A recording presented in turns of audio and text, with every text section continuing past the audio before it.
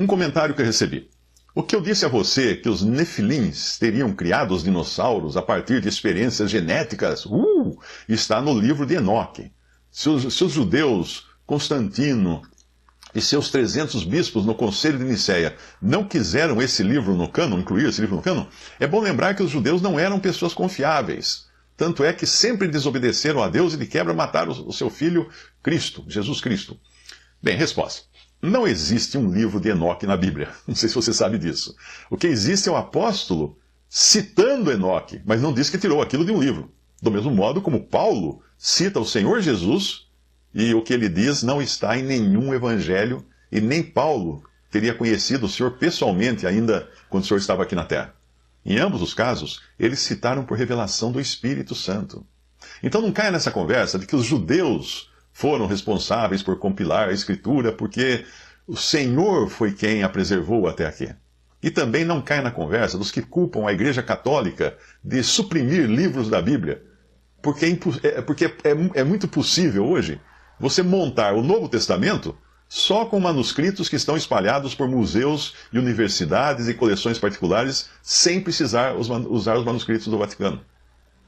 A passagem de Judas, capítulo 1, versículo 14, diz assim: E destes profetizou também Enoque, o sétimo depois de Adão, dizendo: Eis que é vindo o Senhor com milhares dos seus santos para fazer juízo contra todos e condenar dentre eles todos os ímpios por todas as suas obras de impiedade que impiamente cometeram, e por todas as duras palavras que ímpios pecadores disseram contra ele.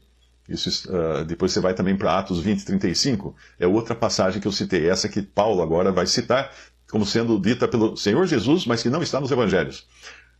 Atos 20, 35. Tenho-vos mostrado em tudo que trabalhando assim é necessário auxiliar os enfermos e recordar as palavras do Senhor Jesus que disse: mais bem-aventurada coisa é dar do que receber. Então muitas coisas que são reveladas nas Escrituras não foram tiradas de livros. Só para você entender, são revelações. Pergunta: que línguas as pessoas falam no céu? E que línguas falarão os que viverão no milênio depois que forem para a nova terra? Resposta: as línguas são para a terra. No céu, nós não precisamos delas, como também não precisamos das nações, as diferentes nações que foram criadas por diferentes línguas depois que aconteceu a Torre de Babel, quando Deus dividiu a humanidade por diferentes línguas. Por isso, agora, os que estão no céu, eles se entendem perfeitamente, sem as barreiras que experimentavam na terra. Eu não vou precisar fazer um curso de japonês para conversar com um salvo que eu vou encontrar lá no céu, que seja do Japão.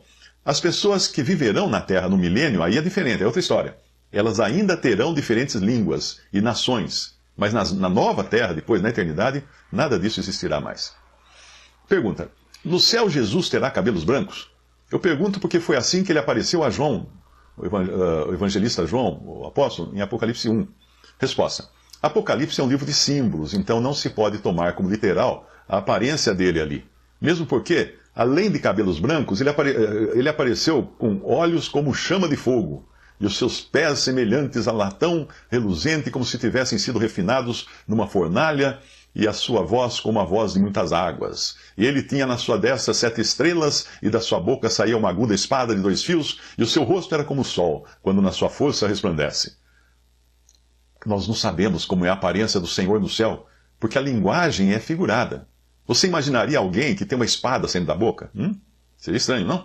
E também nós não sabemos a aparência real dos salvos que estarão no céu, porque eles estarão com um corpo que não é desse planeta, que não é dessa criação. É o mesmo corpo, mas que terá sido transformado ou ressuscitado para um tipo de matéria que nós não conhecemos, porque lá não haverá mais matéria e tempo, a matéria como nós conhecemos e o tempo deixará de existir. A matéria que existe hoje no universo precisa de tempo para existir. E vice-versa. O tempo precisa de matéria, como já foi demonstrado pela física, por Einstein e também por Santo Agostinho. Procure pesquisar. Mas a nossa preocupação não deve ser com a aparência, mas com a pessoa com quem nós estaremos eternamente. E a nossa mente criada para a Terra, para o plano terreno, é incapaz de imaginar a eternidade. Não fazemos ideia. Pergunta: no seu comentário no vídeo 2230, é muito vídeo, né? Você escreveu, abre aspas, o pastor pode me mandar evangelizar? Que é o título do vídeo. Aí você começou dizendo de um grupo de uma determinada igreja que saía evangelizando, e se eu entendi bem, você comenta que só os evangelistas devem evangelizar porque receberam o dom dado pelo Senhor Jesus, mas nós temos a ordenança do Senhor para ir e pregar a todos. Marcos 16:15. E disse-lhes, ide por todo o mundo e pregai o evangelho a toda criatura.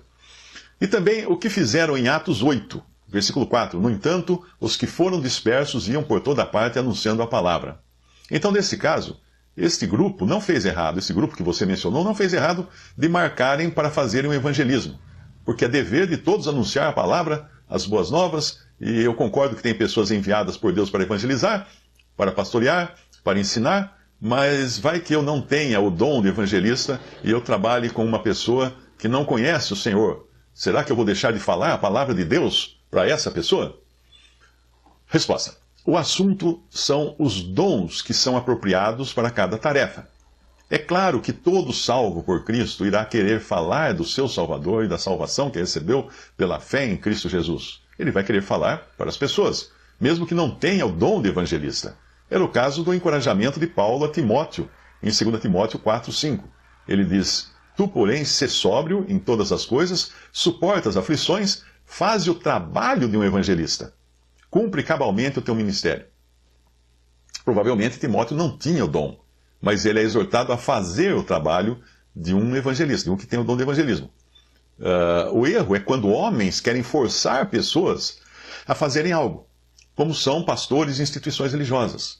Numa praça da minha cidade, eu de vez em quando passava por lá e eu via um fanhoso pregando, com a Bíblia na mão, e uma rodinha de membros da igreja em torno dele gritando aleluias. Você já viu um fanhoso pregando? Ele não consegue pronunciar palavras. A questão era que ninguém era capaz de entender o que o homem falava, mas ele devia estar ali por ordem do pastor. Quando o corpo funciona bem, um membro não precisa mandar outro membro fazer as coisas. Ele próprio sente a sua responsabilidade.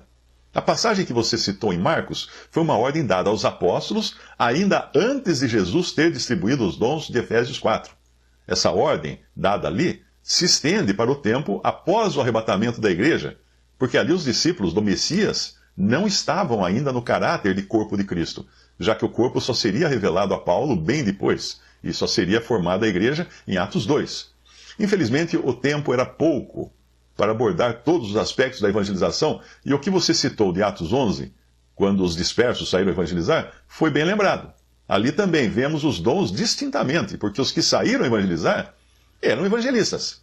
E quem depois tratou de reunir os convertidos foi o dom de pastor, na pessoa de Barnabé, que reconhece, num determinado momento, ele reconhece a sua limitação e faz o quê? Continua insistindo? Não, ele vai em busca de Paulo, para ter um dom de mestre, trabalhando no ensino mais aprofundado. Procure assistir o vídeo número 1088, que diz assim, o título é Quem deve testemunhar de Cristo? Ali eu explico essa passagem, ok? Visite respondi.com.br.